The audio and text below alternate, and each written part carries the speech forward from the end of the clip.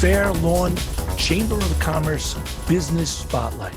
My name is Alan Cohen, and I am on the board of directors for the Fair Lawn Chamber of Commerce. Today, we have a special guest for you. Her name is Mary Bosco. She's the interim director for TCT Academy, a nonprofit organization that provides educational and therapeutic services for students with a diverse array of developmental disabilities through their collaborative educational program and support services for students and families. It's my pleasure to introduce to you Mary Bosco. Hi, Mary. Nice for you to join us today. Good morning, Alan. Thanks so much for having us today. Really very thankful to be able to talk to you about CTC Academy in Fair Lawn. Yes, it's a pleasure, and I'm glad we're doing it virtual because we do have a foot of snow out there, and you mentioned coming from a little higher upstate, and you probably have a bit more. So it's amazing how we had to switch over to virtual, and in many ways, it does help us get together a little bit more. Yes, it does. In a safe way, right? Safe way, right. Exactly. And it is holiday season, so it's a pleasure to have you. So, Mary, why don't you give us a little bit of a background of what TCT Academy is all about? Okay, so CTC Academy is a school for students ages 18 months through 21 years of age. And we provide a very innovative educational, therapeutic, and supportive environment. I think one of the highlights of CTC Academy is that it focuses on the whole child and the family. So it's not only just about the child, they look at the needs of the entire family. And we have two campuses. One that's located in Fair Lawn, and that's the one that services children from 18 months to 6 years of age. And then children 7 to 21 receive their education and therapy at our Oakland campus. That's terrific. And what kind of disabilities? You said cerebral palsy. Is that mainly it, or could there be other disabilities that you're working with? Well, originally, way back in the 70s, it started as, it was called the Cerebral Palsy Center, and it was located on the campus of Ridgewood Valley Hospital in Ridgewood. And then around 1980, it reestablished itself in Fair Lawn, and it added an educational component. So when it was in Ridgewood, it was only for therapeutic services for children with cerebral palsy. So it has evolved as the needs have evolved. And so the students we now service would have an array of physical, developmental, and medically challenges, and then those are the students that we service now. So it's not just students with cerebral palsy, but it would be other students who also have developmental and medical issues. Well, so the original organization itself is back from the 70s, 1970s? Yeah, I'm not exactly sure when that date was when it was located in Ridgewood, but I do know it came to Fair Lawn in the exact location it is now on Berkshire Road around 1980. And it was they added an educational component. So then around 1997, it became a nonprofit, non-public school. And that's what it is still today. We're called a 501c3 nonprofit organization. Great. And most of your funding then, if you're 501c3, where is most of the funding coming from? Donations or events or fundraisers or, yeah. So students who come to our school, the towns that send the children pay a tuition, and that comes from the sending school district. But then there's a lot of other things that are needed. And so we have a huge development department who works extremely hard and diligently to get funding. One of our biggest fundraisers is a gala, which is a dinner dance. And unfortunately, from this past year and unfortunately again this year, can't be held. So it's we've had to be very creative in trying to find ways to develop in the development department to raise funds to help our students and their families. I mean, obviously, we'll get to the end and talk a little bit about how the COVID pandemic, how affected you. I mean, obviously, you're probably doing it more online and all that right now. How do you deal with the children virtually? Okay, so one of our biggest challenges is that our children are very medically fragile.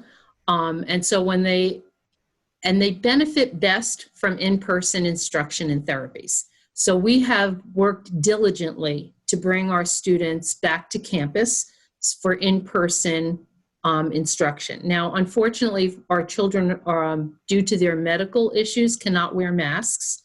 And so that has, we have invested lots and lots of monies in PPE for our staff. And to make the environment in the school extremely healthy and safe. So we were able to install a system of UV lights in every single classroom, which is something that purifies the air. So that's one thing. We have plexiglass dividers between students and staff that are working in the same room. Our staff have tremendous amounts of PPE that they wear in order to stay safe so that we are able to keep the students in school. So around the third week in September, we were able to return to in-person instruction. Well, it's incredible to really have people back at the facility. And how large is the facility? Is it a building or just a... Well, the Fairlawn campus houses approximately 52 students, and we're at capacity for that. Our Oakland campus presently has 102 students. So combined, we have just under, quite a number of students together. Students. About 154, yeah. So when you say educational, and you said that the school district actually sends funds.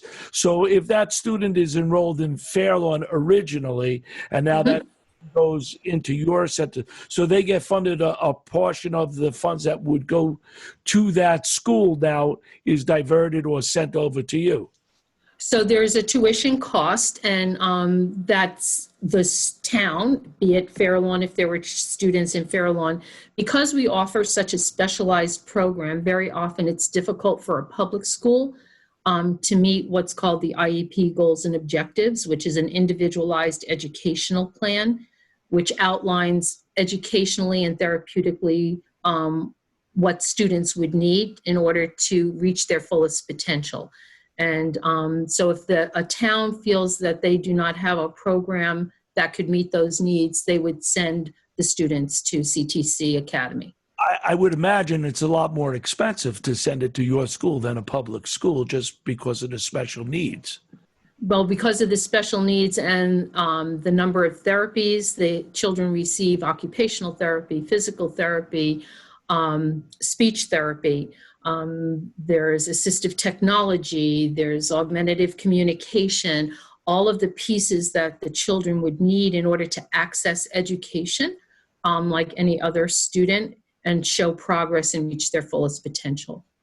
Right. So that being said, does a local school, like you said, a public school, where did they get the extra funds? Say it's this amount for a student in their program, and now it's, I don't know, I'm not going to say double, I don't know the exact, but it's that much more times X amount of students.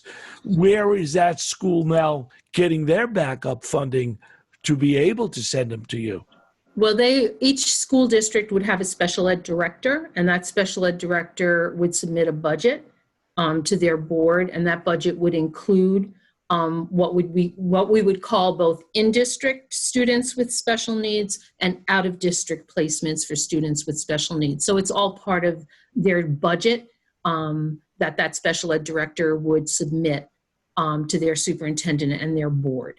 Well, since it's going on for quite a while, I guess they already are planning that every year as they're putting together the budget for the following year. They already know, well, approximately X amount of students will need service. I can't imagine them not sending them because you're so specialized where a regular public school would not be. So it seems like they have to get that in the budget and for X amount of students because they really can't handle it. I mean, they couldn't handle those type of students in their public environment, I would imagine. Well, when you look at, you always look at a student and could you meet all of their needs within the public sector in their home school? That's your first consideration. And then if not, then you have to look at other options for students. And again, we are very specialized in the population. It's a very medically fragile and physically disabled population. And, one of the great strengths is the expertise of all of the staff, not only the teachers in how to adapt and modify curriculum, but also all the therapies that are offered. These therapists specialize in working with students with these significant disabilities. Yeah, that's pretty incredible. So your staff, how are they trained to handle this type of need for the students? Well, there's always lots of supports for the staff, both the educators and the therapeutic staff. There's always mentoring within if somebody new comes in, and there's always someone assigned as a mentor that can kind of help guide them with questions and examples of how to. And many come from, their background, their training. And they, when they seek to work with certain populations, they've had background in that population, whether it's in a different setting that they're coming from or in their college training where they did their internships, their student teaching, that type of thing. So they bring a great skill set to the table. And then, it's a very supportive environment for the educators and the therapists also in helping each other. Yeah, I would imagine most of them do get it in their college education before they come to you. Do you have to have a bachelor's or a master's to be able to work at the program? Well, you would have to be credentialed as, a teacher of students with disabilities. You would also, for therapy, depending on which, like for instance, physical therapists now require a doctorate level. So there's certain credentials that are very specific to that therapy, and they must meet those criteria in order to work at our center. Yeah, very, very skilled and educated workers. So now you mentioned that this has a lot to do with the student, but you added the component of the family. So how do you put the two of them together, and what are you doing for that family to help them with this support? I would imagine it's very difficult at home to be able to take care of this. Well, I think that's one of the rich part of the CTC Academy program is that, again, not only are they servicing the child, but they're looking at the family. So we offer a lot of support groups. One of the very unique one is called SIB Shops, which works with the siblings of children with disabilities because they need supports and help. And that's been a very effective support group. There's parent support groups, there's a mom support group. We do them both in English and Spanish. We're very, very fortunate to have a social worker who's bilingual so that she can, help with students that English is not their primary language. Then they also look at the whole family. So they do a lot of events that are family oriented, like family picnics or an end of the year family dance. So they're always looking at how to bring the whole family together and also to see to their individual needs. Another wonderful thing that they do is they bring in speakers to address different needs that the families might have. So a speaker might help with dealing and managing stress. A speaker might come in on how to access financial assistance. So they constantly are looking at their families and their needs and then trying to provide something that's going to help them also. And by bringing the families together, the families get to support each other. And I think that that's, another very important component. This just came into my mind. I don't know. Is it hereditary? I mean, do some families have more children, or maybe two children that might have the same disability, or is it how? Well, there's a whole spectrum of that. There are some families that maybe the disability has a genetic component. And so they might, I think that's more rare than common. I think others, with the technology in the medical field, I think many children have survived when they're premature. But as a result, sometimes there's some physical or medical conditions that they have as a result of being born premature. So I think there's a whole host of different answers. There's no one set answer to that particular question. Yeah. It's amazing the work that you're doing. I mean, it's really honorable and amazing. Let me ask you a little bit about your background. You said you're the interim director. Correct. So somebody else, you're so good. I'm trying to retire. This is my 46th year in the field of special education. So I've been doing this since 1975. So I started as a teacher of children, very much like the children that are at CTC Academy. I worked as a teacher of children with multiple disabilities. And eventually I went on to administration.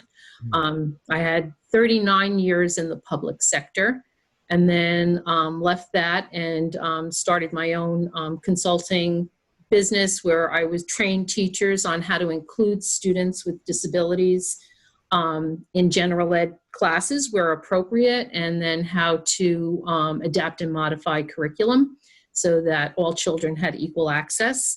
Then after that, I tried to retire, and it's I had an interim position prior to this in another district, and then tried to retire, and then I got a call about coming to CTC Academy. The CTC Academy is just a very, very special place, and they love you so much. They don't want you to go.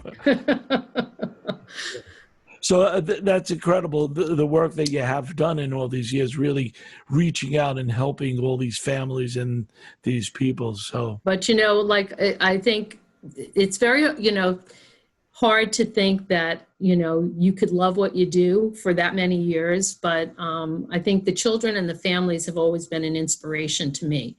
When I watch how hard a child will work to do what you and I take for granted.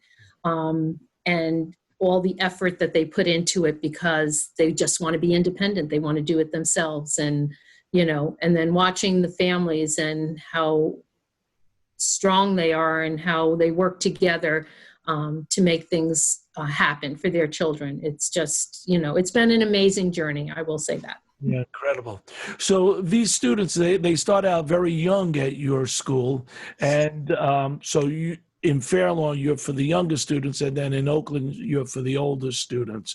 So do many of the students stay throughout their educational time period from 6 or whatever it was to 18, and they go from one school to the other, and, Right. Well, we've kind of evolved because of the needs of the students. So originally, it was just the Fairlawn campus, and, at the age of 6, the students kind of aged out of it. But the program was so effective and what they did for both children and families that they evolved and said, you know what, we need to continue to service the children. So right now we have, we started 18 months. So 18 months to 3 years of age is our EEP, Early Enrichment Program. And that's kind of an introduction for students, young children, into their first educational therapeutic experience. And what's really unique about that is that it's a sliding scale, and our development department will supplement so that these families can take advantage of this program. Parents can sign on for 2 or 3 days a week. They're 2-hour sessions. And plus there's a monthly session with the social worker to also help them with any questions or concerns they might have on an individual basis. So that's been a successful program. And then our regular program is 3 to 6 years of age at the Fairlawn campus. And then we move over to Oakland from 7 to 21, mostly because of room. As we are at capacity at our Fairlawn campus. And so there was a need, if we were going to continue, we would have to have another site. Mm-hmm. Okay. And then the actual education, and then we'll take it from there, is, I mean, are you just really teaching them, like you said, basic skills, or do they, have to learn, what's in a regular school also, about language, about history, about, Well, the rule is that all children have equal access to everything every other child has equal access to. So it is a general ed curriculum that you look at and you adapt and modify for the students that you're working with. And each student, that's why they call it an IEP. It's an individualized educational plan, and it's based, you develop as a team. The professionals as well as the family come together and you work out goals and objectives. Where is this child right now? Where do we want to see them go? And how do we get them there? And that's where it becomes like a team approach to look at all the different aspects, both their physical aspects, their speech, and OTPT, educational. But yes, they have a regular curriculum that every child has. It's just how can they access it and how can we build their fullest potential? So if it's so individualized, how many staff or instructors do you have, say, for one child? Because each class can have, our typical classes would have somewhere around 8 students. And then a classroom aide would be with the teacher. And then depending on the needs of the child. So sometimes children have an individual one-on-one teacher assistant or a one-on-one nurse if they're very medically fragile. And so you would see different staffing within each classroom because it's based on each individual child. Mm-hmm. And do you find that the students interact a lot with each other? Are they that cognizant that they feel like they... Oh, absolutely. Absolutely. Mm-hmm. The social piece is vital for the students. Yeah. Absolutely. That's a crowd. They all benefit from that. So hard now, virtually, that you really strive to get everybody back on the campus. Yeah, the virtual is a challenge. I think it's a challenge for all students, but very especially for children with significant disabilities. And so that's why we've worked so diligently to try to keep them in school as much as possible amidst a pandemic. And so, again, we looked very, very carefully at how could we make the environment as safe as possible for students and staff and ensure that we could get the students back in school. And like I mentioned before, it was a lot of PPE, a lot of adjustments to the physical environment to ensure that the air quality was top-notch and that staff as well as students are protected. That's great. Really rewarding work. It's incredible. A shout out to all of the staff. I mean, their dedication and commitment is beyond anything you could imagine, because everybody is there for the same purpose and the same goal.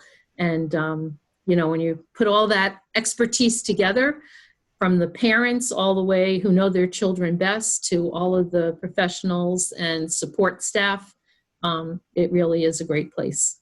Great. Really fantastic. I do have a guest with us today. Her name is Becky Green, and she wanted to come on and just touch base and ask maybe a few questions. So, Becky, would you like to join us? Nice to see you today on this snow day. Thank you for joining us. Hello. Hi, Becky. Nice to see you. Hi, Mary, and hello, Alan, my dear. Mary, this really interests me, okay, because my husband is a 34-year veteran professional teacher, and he is currently in a special education district. I think it's called District 75 in In the New York. city. Yes, yes. He's now teaching virtually. He does his classes every day here at the house. And I've learned a lot. His students are on the autistic scale. Okay. They have different diverse things that they are able to do. So they can move. He's a phys ed teacher, I should say. Okay. So his job is to get them moving, to develop the routine, even though he can't be there with them. And this has been going on, my goodness, from the spring through now. He's hoping to get back to work in this year's spring. Right. But it interests me, your family support. I think that's amazing. And especially the sibling aspect. That is wonderful. Can you talk a little bit more about what you do with that, with the siblings? Well, the social worker runs that program, and I have not been part of that yet. I only started here in October, so I have not, been part of the group. But I know historically it's been in operation for many, many, many years, and it just kind of, I think she's an expert at just getting kids to talk about their feelings and what they are experiencing and how to support them, and then sharing that information with families. I think, that's truly, I think one of the things that I'm very impressed about is that you're looking for all the special needs that, our children at CTC Academy have, that you're also looking at not only for supporting the parents, but the siblings. I mean, I think there's some unique needs there, and we're very blessed to have that kind of an expertise in our campuses. Well, we are neighbors, by the way. I live around the corner from Berkshire. I'm in that part of Fairlawn. So I've known about your academy for years. Okay. And as a reporter, I've done a lot of articles about it. So I know one of your benefactors, Mr. Bolger. Oh my God. Oh, yes. He did pass away, I Tremendous. think, a couple years ago. But I think his son, JT, has kind of taken over. I mean, Yeah. they're a tremendous asset to CTC Academy. In fact, our campus is named after him up in Oakland because of his significant dedication. It's the David Bolger campus at Oakland. So I have one more. I have actually a question for that, because I had forgotten, and I knew about that you did have another campus in Oakland. Right. So that's very interesting to me. So do districts bus to there, or? Yes. Okay, I kind of thought so, because I also know the district person in Fairlawn who does all the busing up to schools. But that's an interesting place too. So tell me the type of educational parts that you have up there for 7 to 21. What's the span of educational ideas? I know you talked about what their IEP would be. Right. But what are some maybe specialty things that they have a great program for the students 18 to 21. It's called the STEP program. And so that would be children who really have met their IEP goals and objectives educationally, in your subject areas, but have not had the opportunity for transition goals. So they work very specifically on goals and objectives that will lead to their going from school to adulthood. So it's a transition program. And so there's lots of CBI, which is community-based instruction, and looking at their individual needs and what they'll need once they leave school to become an adult, and how to make that transition the best it can be. So that's something that's very, very unique up there. The other piece with all of the students, I mean, they get all of the things that every other child is entitled to.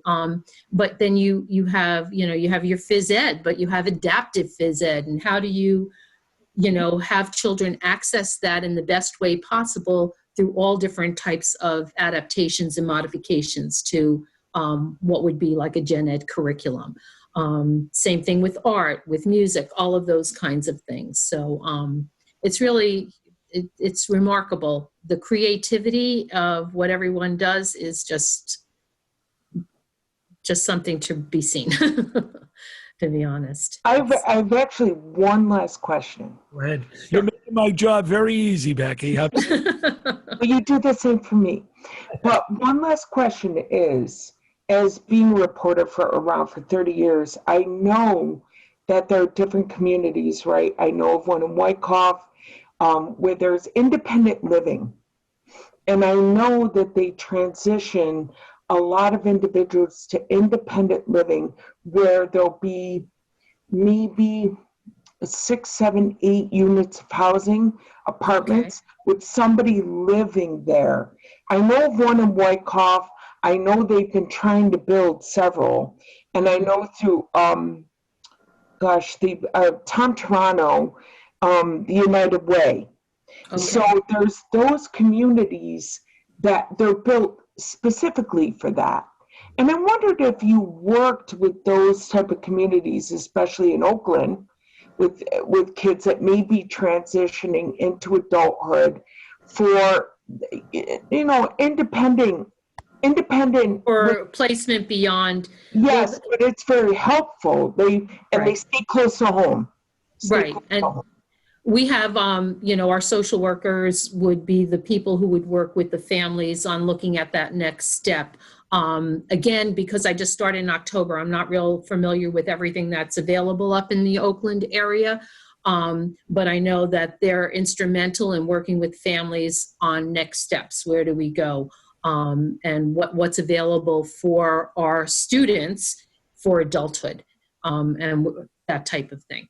So I know that I think there's been great strides made in independent living, especially with the United Way. It just, Tom Toronto's been fantastic, and he does senior housing and independent living housing. Right. So yeah, I've just, I wondered about it. And I know there's a lot of good communities that have out there, and it's walking. So you're somewhere you could walk to the store, or it just really creates a great environment, and it keeps people close to their family. And I think that that's one of the benefits of Fair Lawn for CTC Academy, is that the community has been so welcoming. So when the children there go out into the community, to your local CVS or to your farmer's market or whatever, they're very welcoming and provide wonderful opportunities for our students. I mean, I know your mayor, Kurt Peluso, comes to Read Across America, and he reads to the students. I know that the borough of Fair Lawn donates money every year, and that the chamber has given their golf outing monies and donated it to the CTC. So Fair Lawn has been so wonderful to CTC Academy. And I mean, the big shout out I have to give to the Fair Lawn Police, ambulance, and EMS and fire department. Yeah. We have very medically fragile students. They are there at a moment's call, the minute we call. I mean, their responsiveness, their support has been life-saving, I'll be very honest with you. So it wouldn't be good to do this interview without giving them a big shout out also. And then in reverse for that, we've done a disability awareness program for the schools in Fair Lawn. Warren Point is our evacuation site, and they welcome us because they have a large barrier-free place. If we needed, heaven forbid, to evacuate, we'd be right over, and they welcome us. So we've done programs with reading buddies, where students in Fair Lawn read to students in CTC Academy. So kind of what you're saying, Becky, about that community. I Well, think. I can give you a firsthand. My daughter is now 27 years old. She went to Warren Point School, went all the way through Fairlawn, and she was a buddy. Oh, wow. Okay. Yes, and it was at CTC before it was something, I think it was called the Cerebral Palsy Center at that point. Yeah. Yeah, Okay. and it was a very good experience for her, and she loved it. So, Mr. Ken Bradspees was our principal at that time, and he knew how to hook up the right kids with the right kids. Yeah. It was wonderful. So, going on for a long time, you're good neighbors. Yeah, and you've been great neighbors to the school. I mean, they have nothing but wonderful things to say about their location in Fairlawn. So Let me just ask, both of you mentioned, obviously, we're all members of the Fairlawn Chamber of Commerce. Mary, and then I'll ask Becky the same. How has it helped being a member, the networking and, the back and forth with the chamber for you? Good question. Well, I think, with the chamber, it's my, when I checked that we've been a member for over almost 20 years. So obviously there's lots of benefits. And we use, like Columbia Bank. We do all our banking with the Fairlawn Columbia Bank. You're always looking when you're part of that to see how can you connect with the community that you're a part of, because it's a two-way street. I think you both benefit so tremendously with that kind of a partnership. Yes, and Becky, just tell us, you're a reporter for which paper? So I worked for North Jersey for a long time, and you could tell from my accent, I'm actually hearing it right now for whatever, talking to people from Jersey. So I'm sorry, from upstate New York, so the accent kind of slips in there. But I've lived here for 28 years, and I've had different associations with the chamber. I actually did their newspaper at one time and had a strong association with Mr. Rubel, Charlie Rubel, who's, a publisher in the area. I think he's since retired, but he's still on some boards in Fairlawn. But I find the best thing about the chamber is getting to know your neighbors. And you want to do business with your neighbors. You may not even know somebody, say on Broadway, that has a business that has exactly what you want. And you always think, well, why, you don't even think to go there, I think. You always look outside, but when you're in the chamber, you get to know these people, and you're like, shoot, they're right here. Right. Why not do it right here? And I do appreciate that. That's what the chamber has done for me. And it's really helped to come to know people in business close by, and that works. I want to know who I'm doing business with, and I want them to, you become friends, and it's very nice. So. Terrific. And I think that's what these spotlights have done. I've been doing it since COVID started. I had a little inspiration, say, because I was going to help them do their events.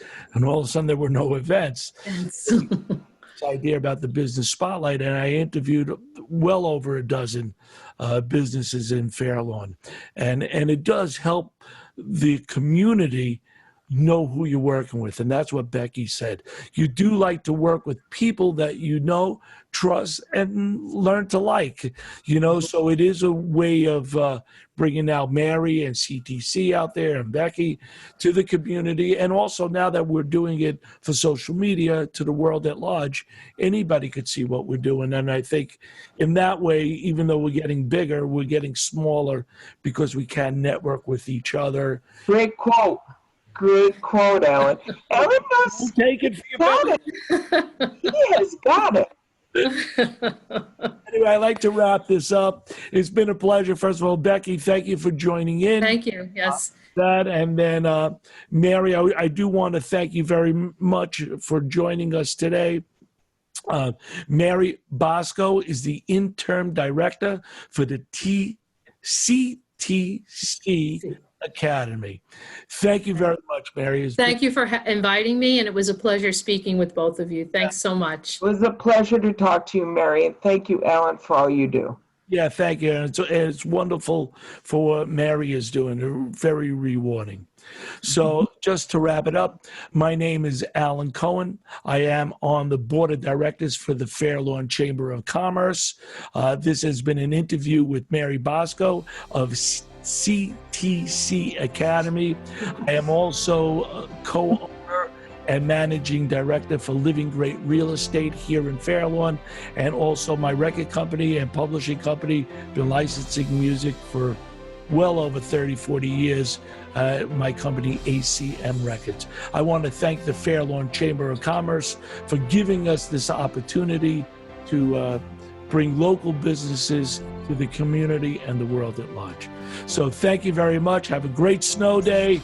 Thank you. Happy holidays and a healthy, happy, safe new year for everyone. So much, everyone. And thank you for joining us today. Okay.